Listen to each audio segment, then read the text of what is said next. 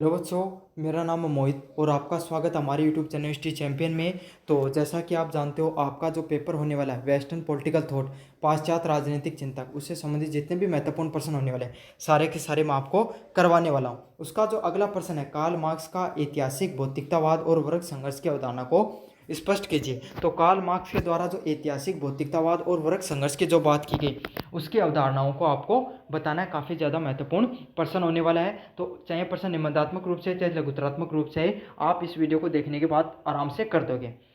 तो आपको क्या करना है, वीडियो को पूरा देखना है, चैनल को सब्सक्राइब कर देना और अपने दोस्तों को जरूर से शेयर कर देना है। ये पीडीएफ है, आपको टेलीग्राम पर मिल जाएगी। और दूसरे वीडियो देखना चाहते हो, उसका लिंक प्लेलिस्ट की डिस्क्रिप्शन में प्लेलिस्ट का लिंक दे रखा है, वहाँ से जाकर देख सकते हो। और साथ के साथ आप क्या कर सकते हो, यहाँ पर जो प्रोडक्ट वाला ऑप्शन दिखाई दे रहा है, 2-3 चित्र दिखाई दे रहे हैं, इस पर क्लिक करके आप, अगर आप कोई फ्लिपकार्ट या मंत्रा पे या फिर शादी का मौसम चल रहा है, त्यौहार के मौसम में खरीदारी करना चाहते हो, डिस्काउंट चाहिए आपको, तो यहाँ पर क्लिक करके कोई भी प्रोडक्ट खरीदोगे तो यहाँ पर आपको डिस्काउंट देखने को मिल जाएगा। तो चलो शुरू करते हैं अपन। तो कार्ल मार्क्स ने 19वीं शताब्दी में एक क्रांतिकारक विचारक थे। तो कार्ल मार्क्स को क्या बोला जाता है, कार्ल मार्क्स है वो 19वीं शताब्दी के एक क्रांतिकारी विचारक के रूप में उनको जाना जाता है। वो बहुत ही ज़्यादा क्रांतिकारी विचारक थे। उन्होंने जिन्होंने समाज, इतिहास और राजनीति की व्याख्या एक भौतिक दृष्टिकोण से किया। तो कार्ल मार्क्स है वो, आपको पता है, 19वीं शताब्दी के एक सबसे अच्छे क्रांतिकारक के रूप में जाना जाता है। और इन्होंने क्या किया है, समाज को, इतिहास को, राजनीति को क्या बताया, भौतिकी दृष्टिकोण से। मतलब सब कुछ कैसे से चलता है, पैसों से चलता है भाई, सीधी बात है। सारी राजनीति हो, चाहे समाज हो, चाहे इतिहास हो, जो चलता है वो किससे से चलता है, पैसे से। जिसके पास पैसा है वही समाज पे, राजनीति पर राज करता है। भाई ये बात गलत भी नहीं है, आप अपने आसपास भी देख सकते हो, समाज में कोई भी व्यक्ति है वही राज करता है जिसके पास पैसा है। पहले जमींदारी वर्ग करते थे, आज के समय पूंजीवादी लोग करते हैं राज। उनके विचारों ने समाजवाद और साम्यवाद का सिद्धांत को जन्म दिया। तो इन्होंने पहली बार समाजवाद, मतलब ऐसे समाज का निर्माण करना जहां पर गरीब व्यक्ति को भी अपने अधिकारों को रक्षा करने का अधिकार हो। तो इसी जो सिद्धांत को क्या कहा जाता है, समाजवाद व साम्यवाद के सिद्धांत के नाम से जाना जाता है। इन्होंने दो प्रमुख सिद्धांत दिए। पहला था ऐतिहासिक भौतिकतावाद और वर्ग संघर्ष।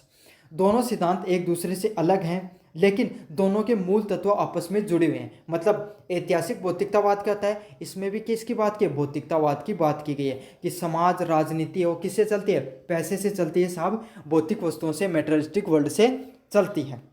सिर्फ दिखाने की बातें हैं, बाकी असलियत यही है कि पैसे से ही सब कुछ होता है। वर्ग संघर्ष क्या बताया, इन्होंने बताया इस जो पूंजीवादी, इसी भौतिकतावाद के वजह से समाज के अंदर एक संघर्ष का उत्पन्न होता है, उसी को जो किसमें, शोषित और शोषण वर्ग में, उसके वजह से जो संघर्ष देखने को मिलता है, उसी को इन्होंने किस रूप में बताया, वर्ग संघर्ष के रूप में बताया है। और यही समाज के विकास को समझने के लिए अत्यंत महत्वपूर्ण है। तो इनके द्वारा जो ये सिद्धांत दिए गए, यही समाज के बीच में आपको समाज का विकास समझने के लिए सबसे ज़्यादा महत्वपूर्ण है। पहला पॉइंट है ऐतिहासिक भौतिकतावाद।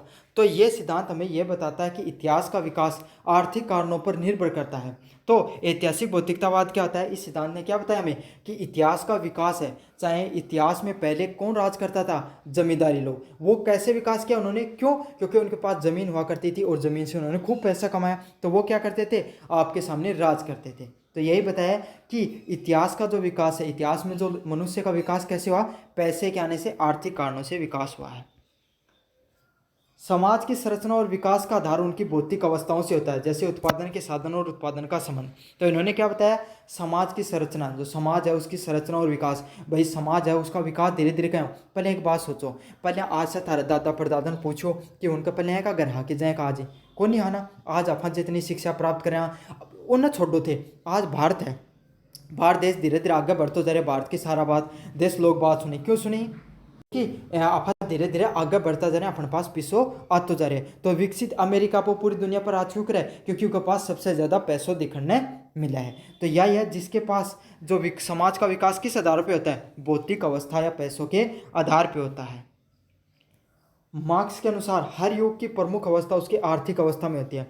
तो कार्ल मार्क्स ने क्या बताया, चाहे कोई सा भी युग मान लो, है ना, उस चाहे आपके सामने सतयुग से लेकर कलयुग तक क्या देखने को मिल रहा है, हर युग में, वो तो मैं खैर आपको एक मतलब उदाहरण में देके बता रहा हूँ। लेकिन हर युग में आपको जो प्रमुख विशेषता है वो क्या, आर्थिक अवस्था है। जैसे सामंती, पहले क्या सामंती लोग हुआ करते थे, फिर पूंजीवादी समाज देखने को मिलता है। सामंती लोग कौन हुआ करते थे, जमींदार लोगों को बोला जाता है, जिनके पास जमीन हुआ करती थी, उन्होंने समाज पे राज किया, है ना, उन्हीं की पहले लोग बात सुना करते थे। अब पूंजीवादी बिजनेस वादी लोग, इंडस्ट्री रिवोल्यूशन आने के बाद में, औद्योगिक क्रांति आने के बाद में कौन पनपे, उद्योगपति हैं, पूंजीवादी लोग हैं, वो पनपे हैं। तो आज समाज उनके आधार पे चलता है।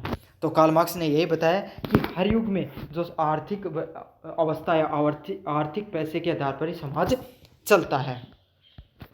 सामाजिक संस्थाएं जैसे राजनीति, धर्म व कानून आदि सुपर स्ट्रक्चर होते हैं, तो जो आर्थिक ढांचे पर आधारित होते हैं। तो इन्होंने क्या बताया कि चाहे राजनीति हो, चाहे धर्म हो, चाहे कानून हो, किसके आधार पे चलेंगे भाई, पैसे के आधार पे चलेंगे। तो आपको पता है भाई, समाज में जिस व्यक्ति के पास पैसा होता है वही राजनीति पर भी नियंत्रण रखता है। समझ आ गया, चंदा वही देगा, नहीं देगा तो राजनीति, पार्टियां कैसे चलेंगी। धर्म भी कहीं ना कहीं आज के समय राजनीति से जुड़ा हुआ है ना। मैं टिप्पणी नहीं करूँगा, धार्मिक रूप से टिप्पणी से बचूंगा, लेकिन आपको सबको पता है, आप कहीं पे भी चले जाओ, अगर आपने जो जैसे नोट का रंग बदलता चले जाता है, लोगों का व्यवहार भी बदलता चला जाता है, चाहे वो कहीं पे भी हो। कानून भी कहीं ना कहीं आपको पैसे में बिकता हुआ तो दिखाई देता ही है। कम से कम सभी लोग क्या करते हैं, सभी वही पैसे वाले लोगों से तो अपना जो संबंध है वो बनाकर रखना चाहते हैं। तो यही है, सारी चीज़ें किस पे निर्भर है, आर्थिक ढांचे पर निर्भर करते हैं। मुख्य बिंदु क्या थे इस सिद्धांत की, समाज के इतिहास, वर्गों के बीच में वर्ग संघर्ष का इतिहास है। आर्थिक परिवर्तन समाज और राजनीति में परिवर्तन लाते हैं। तो लोगों के पास जैसे आर्थिक रूप से पैसे में बदलाव देखने को मिलता है, आपको व्यवस्थाओं में भी बदलाव देखने को मिलता है। तो यही है, आर्थिक परिवर्तन है भाई। कोई आदमी का ध्यान, समाज में देख लो, 2 रुपया जो पा देख पलिया भाई साहब, जो आदमी सिर्फ रोटी के लिए तरसा करते हो, वो क्या की बात करने लग जाओ, राजनीति की बात करने लग जाओ, वो आगे बढ़ने, क्योंकि विचार ही बदल जाएगा। तो यही है, सामाजिक और राजनीतिक परिवर्तन कब आता है, जब इंसान के पास आर्थिक परिवर्तन देखने को मिलता है। वर्ग संघर्ष, कार्ल मार्क्स के अनुसार समाज सदा 2 वर्गों में विभाजित रहा है। तो वर्ग संघर्ष क्या है, इन्होंने 2 वर्ग बताए, शोषण वर्ग और शोषित वर्ग। शोषण वर्ग क्या कौन से होते हैं, शोषण वर्ग वो होते हैं जिनके पास उत्पादन करने के साधन होते हैं। जैसे एक आपको छोटा सा उदाहरण बताऊं, आप कोई एक व्यक्ति है, वो कहाँ पर काम करता है, एक अपना जो एक कपड़े की दुकान है उसके अंदर काम करता है। तो उसके अंदर 2 व्यक्ति हैं, एक तो जो उसका मालिक है कपड़े की दुकान का, और दूसरा कौन है, उसके अंदर जो काम करने वाला व्यक्ति है वो है। तो अब क्या करेगा, जो उसका मालिक है वो हमेशा क्या सोचेगा कि इस व्यक्ति से ज़्यादा काम करवाया जा सके, ताकि मैं ज़्यादा से ज़्यादा पैसा कमा सकूं। समझ में आ गया। तो इसमें जो कार्ल मार्क्स ने क्या बताया, जो मालिक है वो क्या है, शोषक है, जो क्या करता है, हमेशा उसके पास उत्पादन करने का मतलब पैसे कमाने के साधन है। और शोषित वर्ग क्या है, जो श्रम करके अपना क्या करता है, उत्पादन करता है। समझ में आ गया आपके सामने, जो काम कर रहा है वो कौन है, शोषित वर्ग में, और जो काम करवा रहा है वो कौन होता है, शोषक वर्ग में, उसको बताया है। उदाहरण के लिए सामंती युग में जमींदार, नवाब, किसान। तो ये क्या बता, देखो मैं एक छोटे से उदाहरण से समझाऊँ आपको। जो दुकान में काम करने वाला था, उसके क्या ज़्यादा से ज़्यादा संघर्ष, ज़्यादा ये जो मालिक है वो क्या सोचेगा, ज़्यादा से ज़्यादा काम करवाने का प्रयास करेगा, और क्या हो, ताकि वो ज़्यादा से ज़्यादा मुनाफा कमा सके। अब इन्हीं के बीच में हमेशा ये संघर्ष चलता रहेगा। उसका जो काम करने वाला व्यक्ति ऐसे सोचेगा कहीं मुझे थोड़ा सा कम काम करने को मिले, और जो काम करवाने वाला है जो वो क्या सोचेगा, ज़्यादा से ज़्यादा काम करवाया जा सके। तो इसी के बीच में, दोनों के बीच में संघर्ष चलता रहता है। इसी को क्या नाम दिया, वर्ग संघर्ष के नाम से दिया है इनके द्वारा, कार्ल मार्क्स के द्वारा। और इन्होंने क्या कहा है, जो मजदूर वर्ग होता है अगर वो संगठित होकर क्रांति करे तो क्या हो सकता है, उसको इस परंपरा से, ये जो आपकी पूंजीवादी व्यवस्था, इससे मुक्ति मिल सकती है। समझ में आ गया। तो इन्होंने वर्ग संघर्ष के अलग अलग उदाहरण भी दिए थे। जैसे सामंती युग हुआ करता था, उस समय क्या जमींदार और किसान वो आपस में क्या करते थे, उनके बीच में संघर्ष देखने को मिलता था।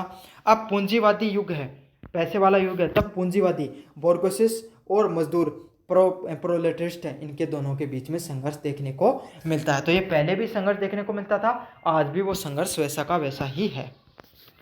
वर्ग संघर्ष का परिणति क्रांति से होती है। तो वर्ग संघर्ष की शुरुआत कहाँ से होती है, क्रांति से होती है। मजदूर वर्ग एक न एक दिन पूंजीवादी शोषण को समाप्त करके वर्गहीन समाज की स्थापना करता है। तो यही बात मैंने बताई ना, कि वो किसकी बात करते थे, कि समाज में क्रांति करनी चाहिए मजदूरों को इकट्ठा होके, ताकि क्या हो सके, इस चीज़ से आपके सामने जो पूंजीवादी वर्ग है उसका शोषण समाप्त हो सके, और वर्गहीन समाज है, क्लासलेस सोसाइटी, उसकी स्थापना हो सके। लोकतंत्र और समाज में परिवर्तन का योगदान। तो मार्क्स का विश्वास था केवल राजनीतिक परिवर्तन ही नहीं बल्कि आर्थिक संरचना में बदलाव ही सच्चा परिवर्तन होता है।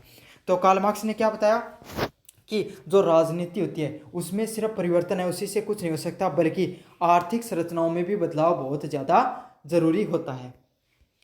उनकी विचारधारा से रूस, चीन, क्यूबा आदि में क्रांति को प्रेरित किया। तो इनके जो विचार थे, इन्होंने क्या किया, रूस हो गया, चीन हो गया और क्रांति क्यूबा जैसे देश हैं, वहाँ पर क्या होते थे, पूंजीवादी लोगों ने पूर्ण रूप से जो मजदूर वर्ग था उनको क्या कर रखा था, उन पे कब्जा कर रखा था। तो इस चीज़ को इन्होंने, इनके जो विचार थे, मजदूरों को इन्होंने इकट्ठा किया। मजदूरों के मसीहा के रूप में भी कार्ल मार्क्स को जाना जाता है। तो इनकी जो विचार दिए गए, इनको रूस के लोगों ने, चीन के और क्यूबा के लोगों ने सुना और मार्क्सिज्म है उसकी स्थापना की। निष्कर्ष की बात करें, कार्ल मार्क्स में ऐतिहासिक भौतिकतावाद और वर्ग संघर्ष ने सामाजिक परिवर्तन की गहरी समझ दी है।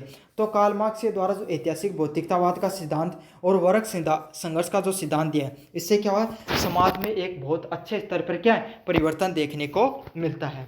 उनके विचार आज भी श्रमिक आंदोलनों, समाजशास्त्र और राजनीतिक सिद्धांतों में महत्वपूर्ण है। तो उनके द्वारा जो सिद्धांत दिए गए हैं वो आज भी, चाहे श्रमिकों के जो आंदोलन देखने को मिलते हैं, मजदूरों के आंदोलन में, समाजशास्त्र जो समाज होता है उसके बीच में, और जो राजनीतिक जो सिद्धांत हैं उनके बीच में आज भी क्या देखने को मिलते हैं, वास्तविकता के साथ देखने को मिलते हैं। उनका एक सपना था, ऐसा समाज बनाया जाए जहाँ पर समानता हो, शोषण ना हो और समाज सभी लोगों के पास बराबरी के साधन हो। तो इनके जो आप कार्ल मार्क्स का एक सिद्धांत था, उनका ये मानना था कि उनका एक सपना था कि एक ऐसे समाज का निर्माण किया जाए जहाँ पर क्या हो, समानता देखने को मिले, शोषण न हो और सभी के पास क्या हो, बराबरी के साधन देखने को मिले। तो इनके द्वारा सामंतवाद की जो, समाजवाद और सामंतवाद की जो सिद्धांत है वो दिया गया है, और रूस में आपके सामने मुख्यतः ये ज़्यादातर देखने को मिलता है। तो यही कार्ल मार्क्स के जो ऐतिहासिक भौतिकतावाद और वर्ग संघर्ष से संबंधित मैंने आपको प्रश्न करवा दिया है। और कोई प्रोडक्ट खरीदना चाहते हो तो लिंक डिस्क्रिप्शन में दे रखा, वहाँ से जाकर आप क्या कर सकते हो, क्लिक करके कोई भी प्रोडक्ट है वो खरीद सकते हो, आपको सबसे ज़्यादा डिस्काउंट देखने को मिलेगा।